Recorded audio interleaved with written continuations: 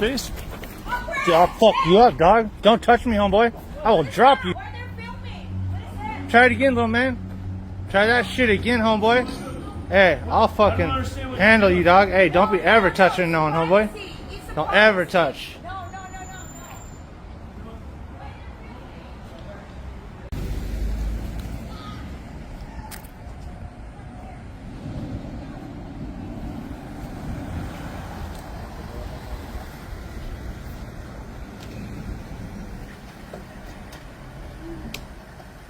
Alright, Jeff. So what I want right now is everybody to put their cameras over here on the dash cam or on the front of my car, okay? We have footage of us being attacked. This is all private property. Do you understand that, right? Okay. I understand you guys know the difference between public and private, right? This is all private property. They do not want you around here doing this. Do you understand that? Okay. So what I want everybody to do is put their cameras all on the hood of my car right now. Everybody put your cameras on the hood of my car. I'm going to give you one. Before we even dive into this confrontation, take a moment to understand what you're about to witness, because this situation escalates fast. What starts as a man peacefully exercising his First Amendment rights quickly spirals into a chaotic clash involving threats, confusion over private versus public property, and officers who appear more focused on controlling cameras than addressing an alleged assault. Now, here's where it gets interesting. You've got one side claiming they were attacked, with visible marks and video evidence to back it up. On the other side, you've got an aggressive individual throwing threats and insults, seemingly trying to intimidate the very people documenting the incident. But the real twist? Watch closely how law enforcement handles this. Instead of immediately investigating the alleged assault, their attention shifts toward the cameras, raising serious questions about priorities, authority, and constitutional rights. So ask yourself this as you watch unfold: are these officers enforcing the law or controlling the narrative? And more importantly, what would you do if you were in this situation? Stay locked in, because this one is packed with tension, contradictions, and a lot to unpack. Is there a sergeant here? Because I have footage of being attacked. Okay, so if we're going to figure that out, I need everybody to put their cameras on the hood of my car. Usually you guys look at it right away so we don't do this whole thing. Yeah, let me show you. So while he's over there embellishing and lying, I have footage that clearly shows, oh, and look, my face was hurt too. Look, right there. Right there, scratch from the guy, right here. You need to go over to Target and see if they desire prosecution for trespass. You can't trespass on Pruneyard law. Listen, dude, it's private property. No, it's not. We do this every day. This is what we do. Just like you do that, we do this. Over here. Not us. Okay, well, Target called us. Okay, cool. Target's way over there. Assaulted, as you saw. Okay, so should I press charges right now because you're here? Because I think I should press charges. It's a simple because he's not listening. What I'm telling you is, this is all private property. It doesn't matter. Right here, it doesn't matter. That right there, every time you guys come, you guys tell us thank you. That's it. That's all. You're the one taking it where it doesn't need to be. This is all private property. You know what trespass is. No, you don't. Not here. Every sergeant. I know. Just get your sergeant out here. That's what they all do. Okay. Then we don't need to talk anymore. You obviously don't want to listen. You don't even want to read. No, you won't even read it. Read it. Read it. Read it. How come how come? Oh, look at that. He'll read it for you. States could allow individuals to engage in free speech activities, such as distributing literature and soliciting signatures on petitions. Property. Look at that petition right there. Okay. Cool. Cool. Just wait for your sergeant. You keep saying stuff that are not accurate. We're not. We're trying to enlighten you and make sure you understand. If somebody on private property, on their own property, is this the sergeant? No. No. Okay. Thanks, boss. If they don't want when the sergeant gets here and he wants to tell us to leave, we'll leave it. Well, you should, because that's the most important thing. Effectively enhances protections for free speech and promotion. Oh, we're trying to talk to you about it. You just want to enforce your opinion. I'm doing what we're trying to enforce to walk away and not do this anymore. But I'm telling you, if a deputy goes over there and Target signs a trespass authorization, I'm going to arrest you all for trespass. Things feel off. Notice how quickly the situation escalates from simple questioning to outright aggression. The man demanding to know why he's being filmed doesn't just ask, he threatens. That's a huge red flag. When someone jumps straight to intimidation instead of dialogue, it often signals they know they're in the wrong, or at the very least, They're trying to control the situation through fear, but here's the bigger issue: filming in public is generally protected under the First Amendment. So the question becomes, why is this individual so desperate to stop the cameras? And more importantly, why does the demand seem to carry weight once officers arrive? Pay close attention, because this moment sets the tone for everything. Just causing issues. You're pissing people off. You're walking around the middle of the parking lot. The businesses don't want you here. It's as simple as that. If a private company or private property does not want you here, they have the right we to have tell left you before they when do a not want sergeant. you So here. 9 out of 10, a sergeant comes, reads it, lets us stay. The one off, he says to leave. Okay. We'll leave. That's fine. What's up? No. Do you, after seeing the video footage, is there anything you want done for that? Wait a minute. So I'm asking you. you're being nice to me now. I appreciate I've you. been- I've been you trying to figure came this out for very hostile to because us. Target was telling us that they didn't want you there. Dispatch here for was an assault. Yes, Right? I was And assaulted. There was also other people. No, the guy over there called saying he was assaulted. Right, but he lied, obviously. All the other companies, there was a few different places here that were Okay. calling saying they wanted trespass. Okay.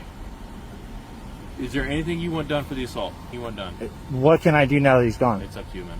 Okay.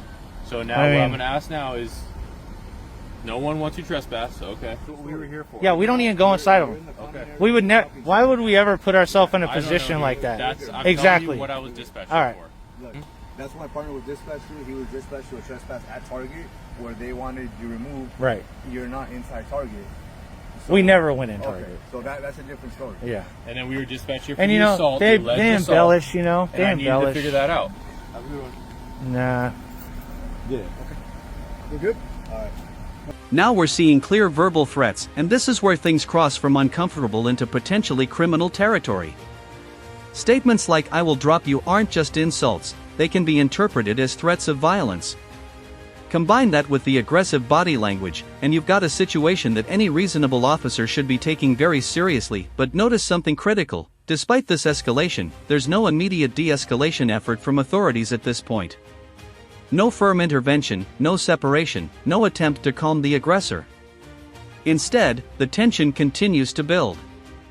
This raises an important question: are the officers prioritizing safety? Hey, thank you, Again, man. just please stay out of the road. Yeah, thank you. You know what? You're a fucking coward. You don't wear your face mask. You're not gonna show your face. You film your face. Don't come over here. Look at my face. I do want to press charges. These pieces of shit You're with their coming- face you're covered coming because over they're here. cowards. I am. You know what? Go away. Shut up, you little away. fucking coward. See that? Hey, I'd like to press charges. Go away. He needs to learn. So, he's lying. Yo, dude. Yeah, you know what? I never even got near you. So, Just let him conduct Okay, his thing and okay. we'll go that Sorry. way. All right, appreciate it. they're not person, man. They got nothing to do with the person. You're saying you desire prosecution, sir? Yeah, absolutely. Look at this guy. It's like, Hey, take it. if you guys cuff him up, I'll do it. Yes, but until I see cuffs on him, then I'll give it. I can't do that without cuffs. Without cuffs? Once you see cuffs on him, I'll give you all my stuff. Until then, it's not real. Okay. Roger that. I got you though. Again, I don't know if he's going to end up in cuffs, right? No, it's fine. That's fine. Whatever the case may be, we'll see what happens. Okay. What's up, boss? So he doesn't want anything done. I didn't get the whole video. All I got is that short video of what happened with you, okay? I have his word, your word, and what I saw in the video footage, okay? Yeah, him attacking me. Yeah, I right here. Look, understand I have a I physical understand mark right there. See that? He just wants to squash the whole incident. I bet he does, because now he realizes he can go to jail, huh? Hey, if he can come and say sorry to me, I'll stop it. Nobody's gonna go to jail. Tell him I need an apology and we're good. I can't tell him that, dude. They always do. Okay. All you guys always offer it, some apology and we're good. I always get them. Okay. So just go ask and let him know, like, hey, there is nothing to push on me. No matter what, my videos. To take center stage, private property versus public access. The officer repeatedly insists that this is private property, implying that filming or remaining there could constitute trespassing. But the individuals filming push back, referencing legal precedent, specifically cases like Pruneyard, which allows certain free speech activities in publicly accessible private spaces. This isn't just a random argument, this is a well-documented legal gray area. And instead of clarifying or verifying the law, the officer doubles down, demanding compliance. That's a problem. Law enforcement isn't supposed to rely on assumptions, they're supposed to enforce the law accurately. So the big question is, who actually has the correct understanding here? Shows him walking away 20 feet, hitting me in my face, and I got a mark, and it's already recorded. I did nothing to the guy. I'm wishing prosecution. There is nothing, there isn't even mutual comment. It's not even a question. Okay? So, I want to press charges on this gentleman.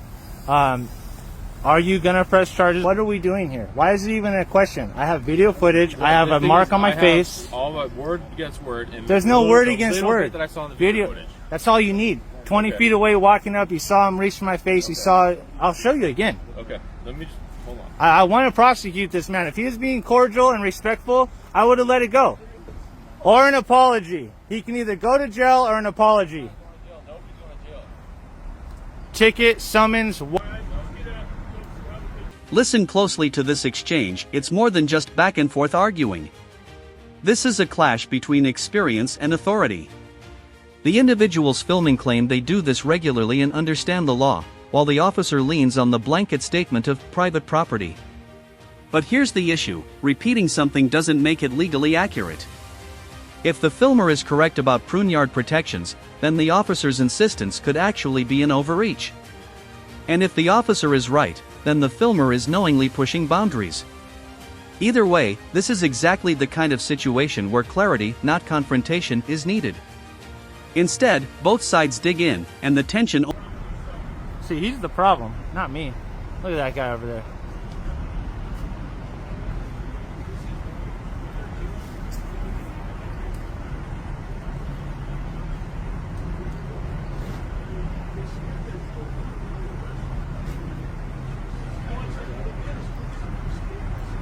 Mutual combat, so everyone's clear online here, is when both people want to fight and the police weren't here, and they both say they hit each other first, etc.